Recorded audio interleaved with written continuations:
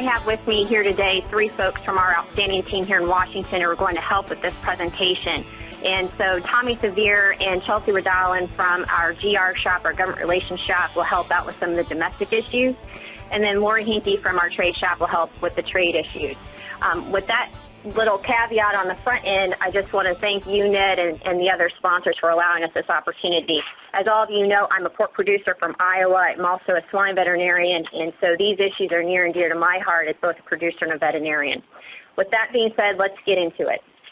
Our presentation today, I'm going to spend some time talking to the group about the Obama administration, Congress, and then we're going to just give you a snapshot of some of the issues that we're working on, and then the team's going to hand it back to me to talk about how our viewers and our listeners today can get involved, and as Ned said, need to get involved.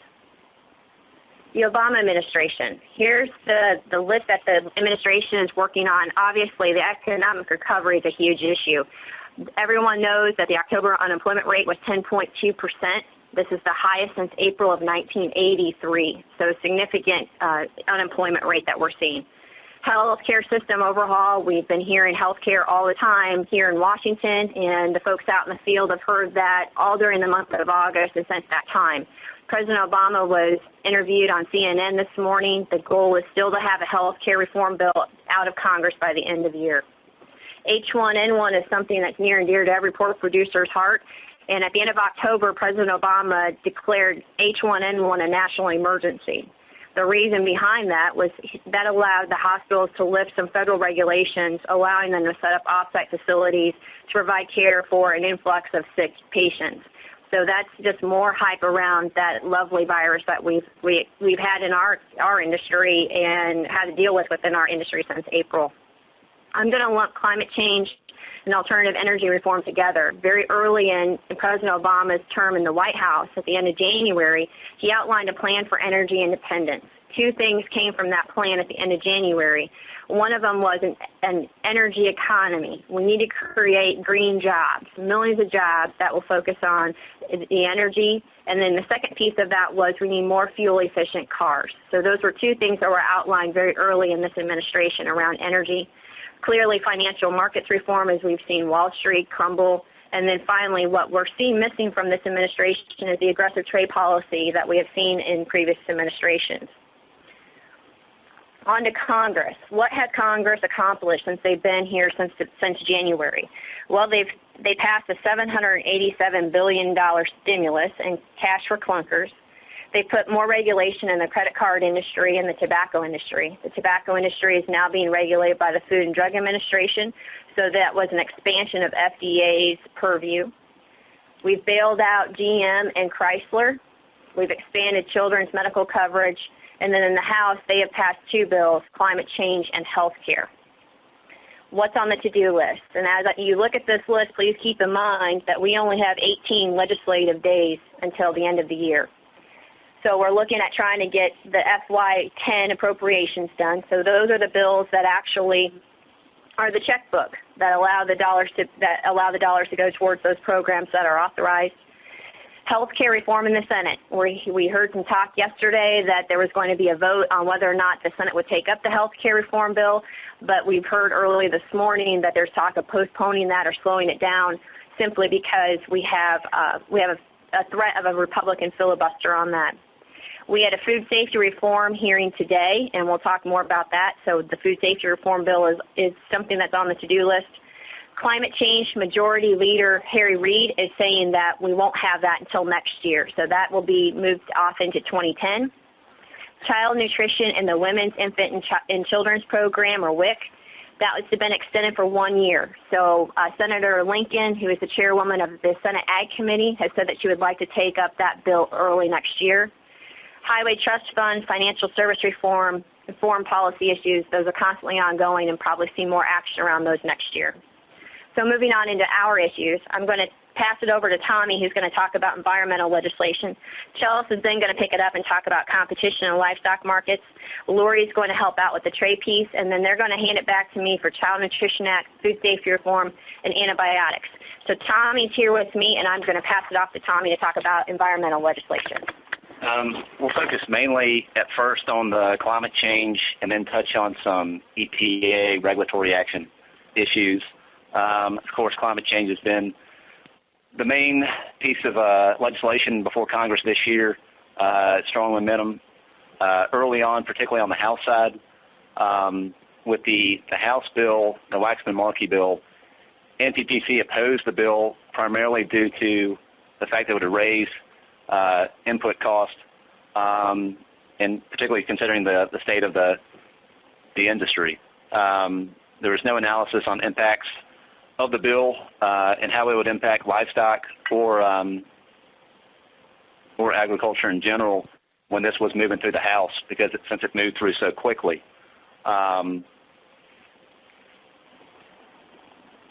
This bill imposed caps on CO2 and other climate emissions, basically permitting regulated industries to trade or sell carbon credits or carbon allowances to companies that wish to release more CO2 than they have allowances to do so. One good portion that we did support in the bill is that it established special agriculture and forestry offsets to help spur excess credits. This was an amendment put in by Chairman Peterson of the Ag Committee. One issue which we found moving forward with the House-passed bill, due to some work done by Dermot Hayes at Iowa State, is the loss of pasture land that would convert to forest land if this bill would move forward. You can see on the slide there by 2050, due to the language in the bill, it would we would lose 50 million acres of crop and pasture land to forest land. If we move to the next slide, here are a couple slides in Dermot's study, and the quote really says it all here. I'll just read it out loud. If we run concurrently with the CRP and existing biofuels program, then the number of acres taken out of food and feed production will be enormous. With 30 million acres for CRP, 40 million acres for ethanol, and 50 million acres for the climate bill, the total could equal as much as 1/3 of available crop acres. And of course, this would have a dramatic impact on the pork industry. Again, pork would lose modest amounts based on higher utility prices and other direct and indirect costs. But if you look at that second bullet point, these effects could have an increase in the cost of producing one hog by about $3.50 per animal, again, at a time when we've suffered such severe losses over these last 2 years. Okay, next. So there's a lot of momentum going through the House, past the House. Earlier this year, Barbara Boxer introduced a bill in the Senate. There's a little momentum at the beginning, but that has definitely died down. Boxer introduced her bill and passed it out of committee November 5th, and I think it was 11-1 vote with no Republicans present as a protest to the bill. There are no ag benefits included in this. We had heard that as it moves forward, they would wait for the Agriculture Committee to offer certain recommendations if they didn't have a markup to put more of an ag offset amendment into the bill. And that's something that Senator Stabenow and Senator Baucus have been working on, basically to get USDA authority over any type of agriculture offset package that is included. But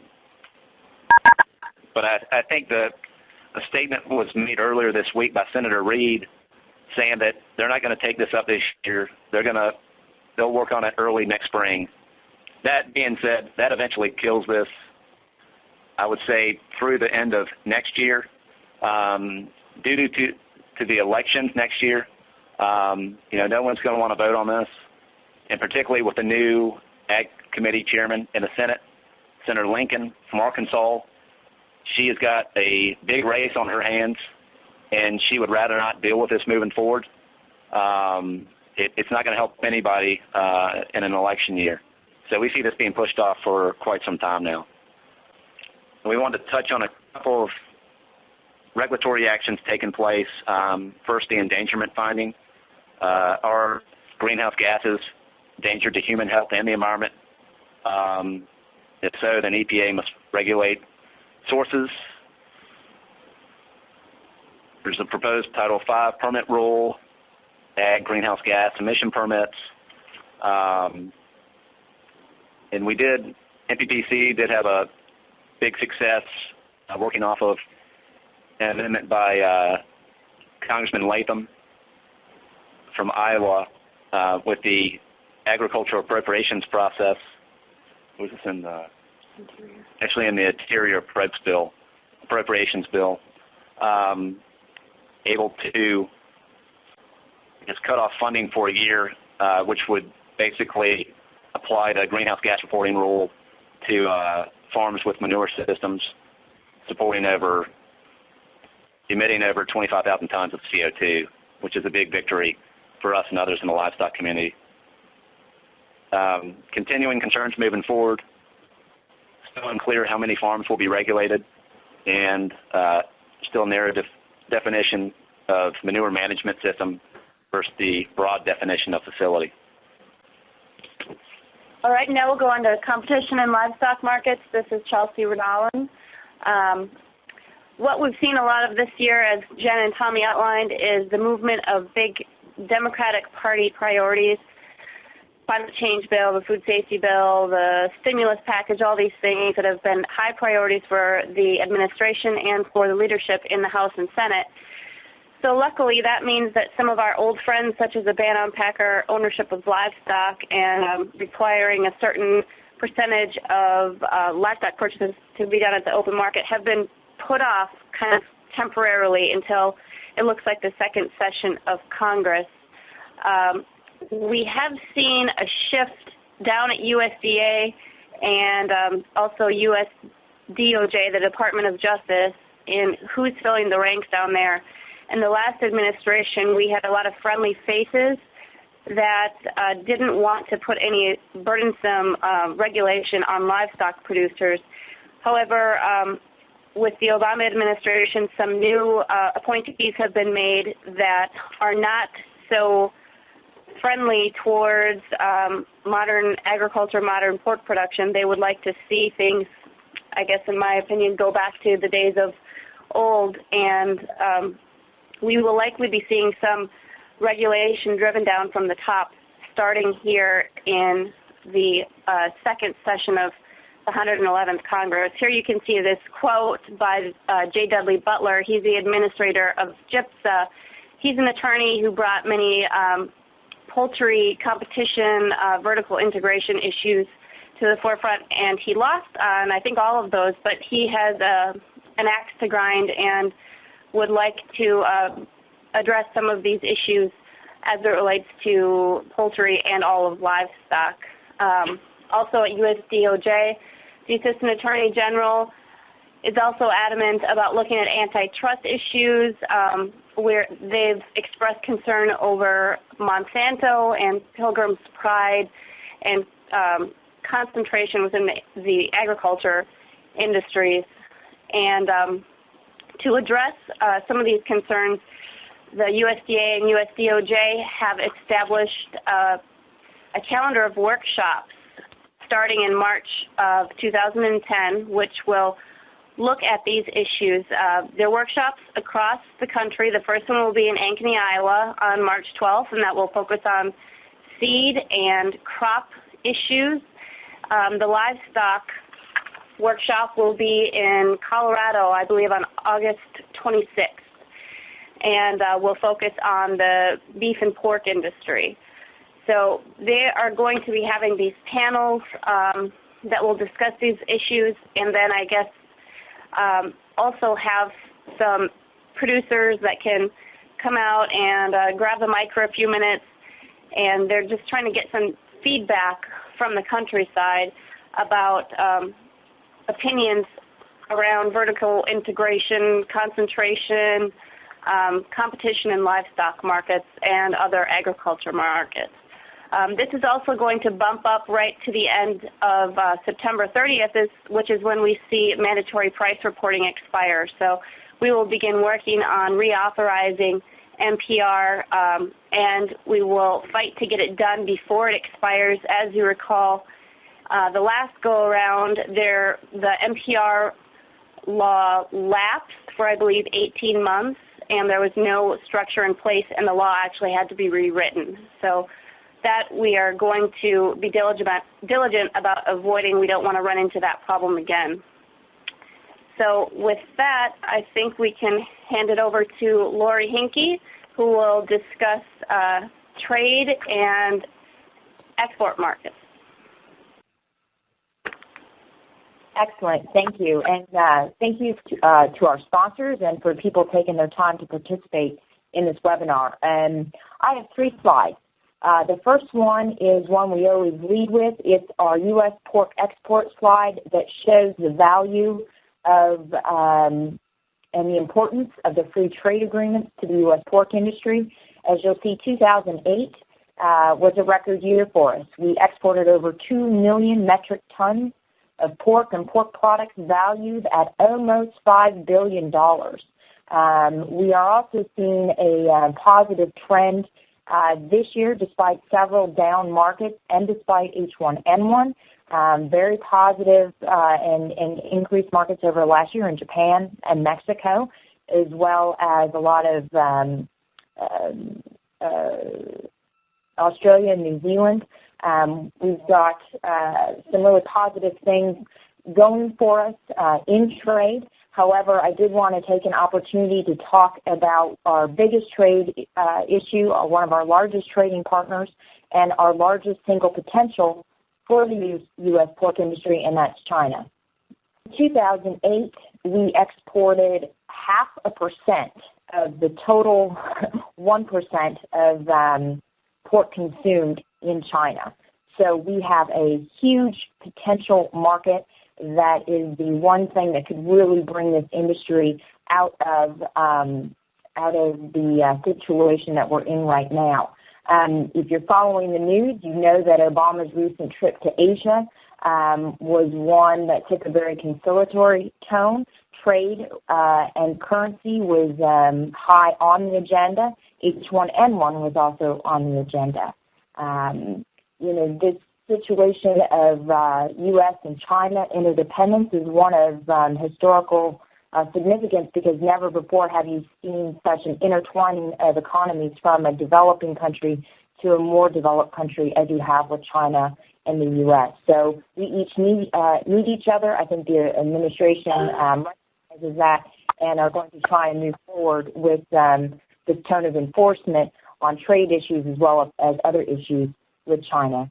Our first and foremost issue with China is the removal of the ban of U.S. pork and pork products due to H1N1. At the height of what we can call the crisis, there were about 27 countries that were banning pork and pork products, or were signaling that they were going to ban. NPPC worked very closely with industry partners as well as the U.S. government to make sure that those trading partners had the information that they needed to make the right decision, to have it based on science. And due to a lot of that good work and communication, we currently have 6 countries that are banning U.S. pork products, and in some cases live hogs. But the majority of those countries are not high pork consumption markets. China, several weeks ago in the Joint Committee on Trade and Commerce, signaled that they would remove the ban due to H1N1. It was highly touted that this is going to happen soon. However, that ban has not yet been lifted. There is no date certain, and we know the Chinese are really digging in on this issue despite all the scientific evidence and international pressure that they have received on this issue. Ractopamine is another issue with the Chinese. They ban pork and pork products that are raised with the use of ractopamine, otherwise known as paline.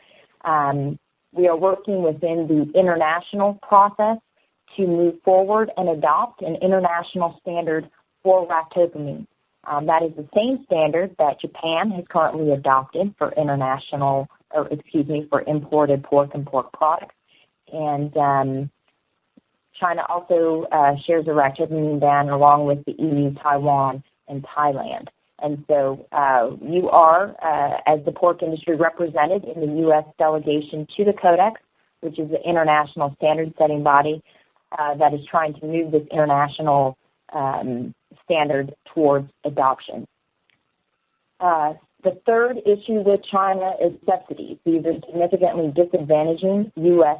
pork imports. China has been very forthcoming with the fact that they are subsidizing their highly inefficient pork sector, and in the long run will probably go the way of South Korea and Japan, where these countries were unable to supply the needed grain. Although China is a large landmass, they actually have 7% of the world's land and 22% of its people, but it's missing the land that the U.S. and Canada have that is highly arable, and is able to produce that grain that they need. So they will, in the long run, from what we understand, they will be able to move towards higher imports, and the U.S. pork industry wants to be able to take advantage of that situation. We can't talk about trade without talking about the pending free trade agreements. NPPC remains very committed to the passage of all three of the pending trade agreements: South Korea, Panama, and Colombia. South Korea is the largest potential market. It's worth about $10 per head when fully implemented to the U.S. pork producer. The NPPC recently helped put together a letter that was signed by 44 Democrats and 44 Republicans supporting the administration to move forward with adopting the free trade agreement.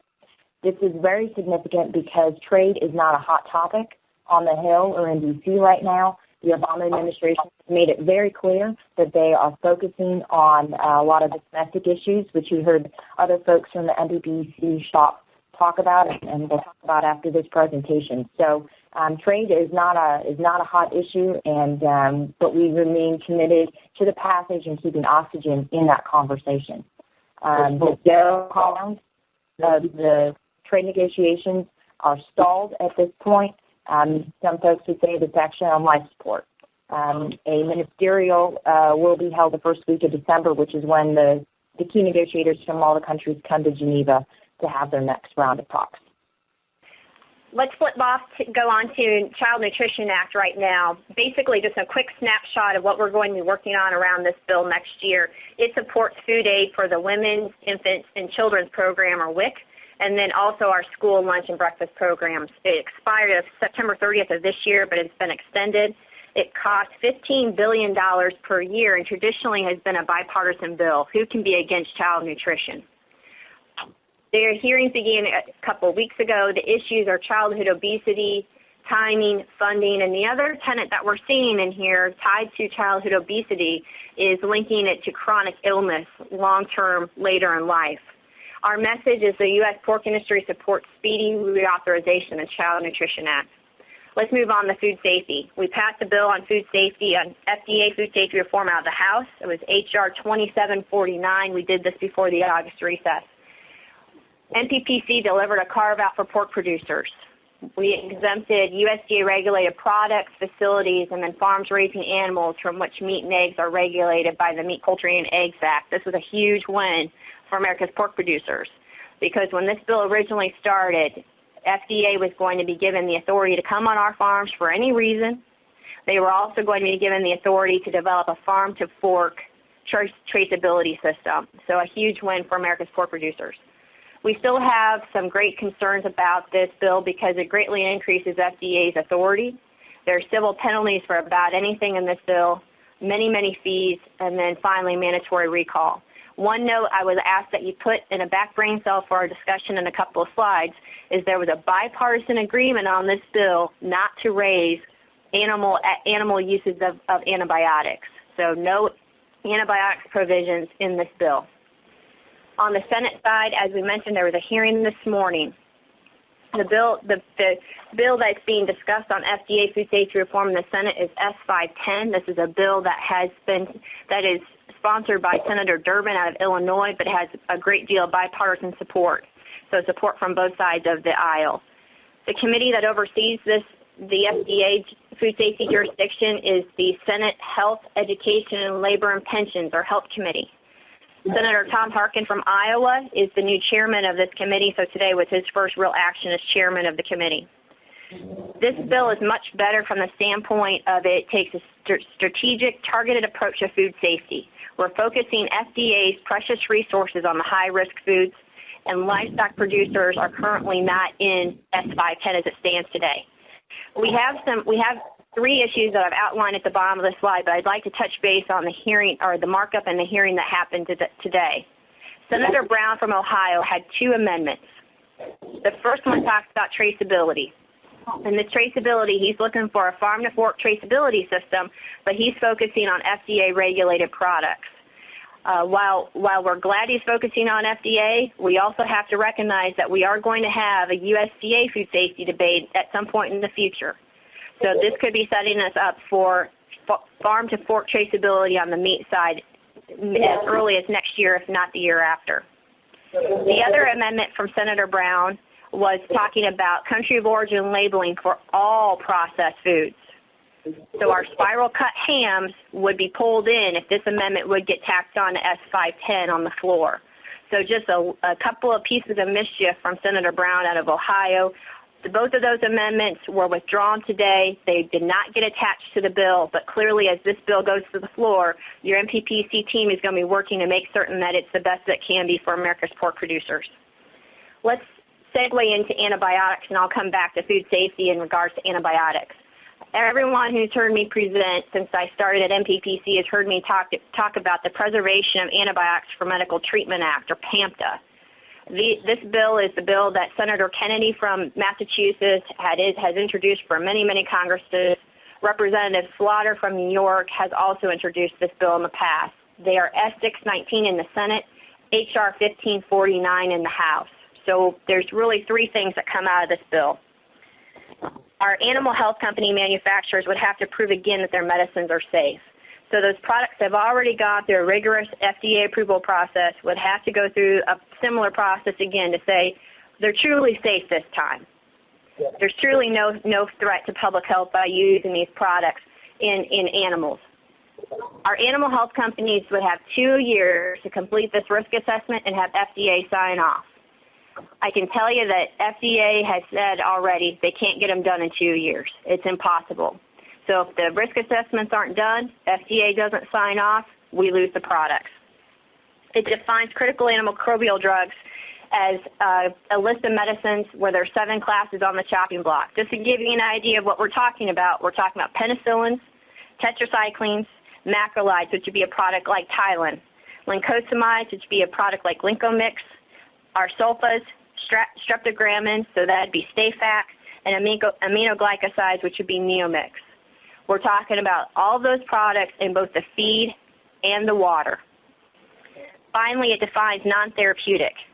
Essentially, what this would leave us with, folks, is treatment use only. We would lose prevention, control, and feed efficiency claims of those products if the risk assessments couldn't get done in 2 years. So let's go back and revisit this food safety markup this morning.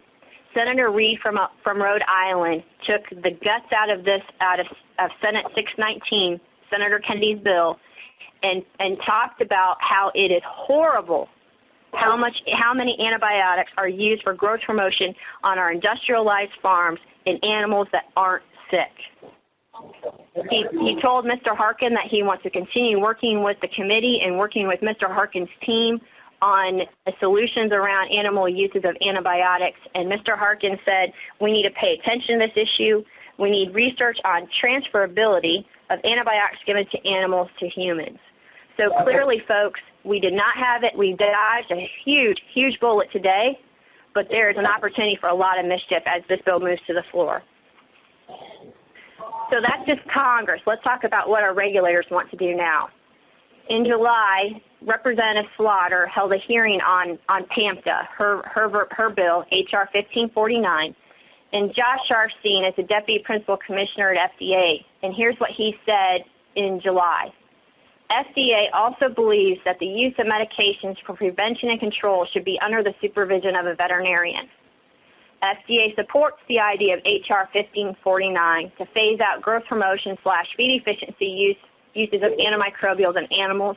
And finally, FDA recommends that any proposed legislation facilitate the timely removal of non-judicious use of antimicrobial drugs in food-producing animals. What does that mean? FDA is walking away from growth promotion, feed efficiency claims. We don't know what veterinary supervision means because FDA has not defined that, but we have to assume that it means the two vehicles that FDA currently has today, and that would be a prescription or a veterinary feed directive.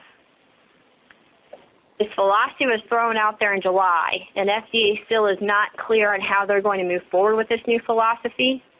But at the end of the day, I hope you realize between the mischief in Congress and these statements by our regulators that how we use antimicrobials today is under attack and is potentially going to change in the future. So my call to action to you, and I hope each of you take this action item, is to go to our website. And I'm going to walk you through that. Our website is www.nppc.org. Down at the bottom, there's a little button called Take Action, and there's a red circle around it on this slide. Click on that, and it'll take you to this next slide.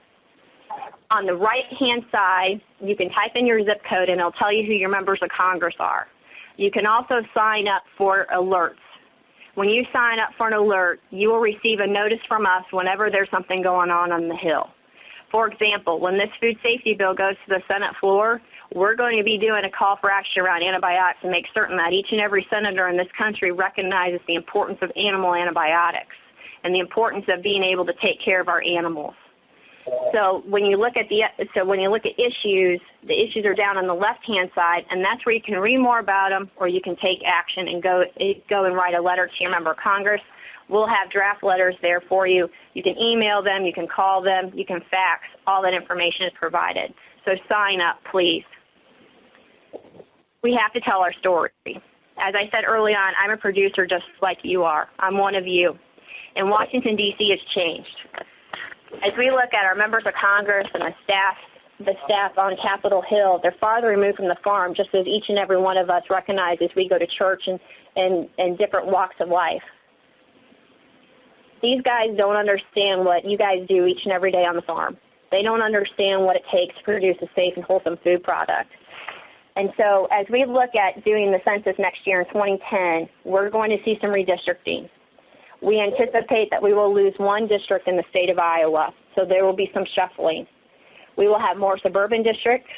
We'll have fewer rural districts. And so when you look at the pork base, the agricultural base too, we're getting smaller. As Ned so eloquently said in the beginning, we've been able to, in Washington, carry much of the burden. We've been able to get a lot of wins for America's pork producers over the years. But what we're hearing more and more frequently, folks, is that the members of Congress and their staff need to hear from you. They need to hear from constituents, and they want to hear what you all are hearing and experiencing back home. We can't do it alone here in Washington. We need your help, and my plea to you as a producer, as a fellow producer, is that you get involved, and that is at the local level. That's calling your member of Congress. That's building that relationship with the staff of your member of Congress. But I can sit here and tell you today that our livelihoods depend upon your participation.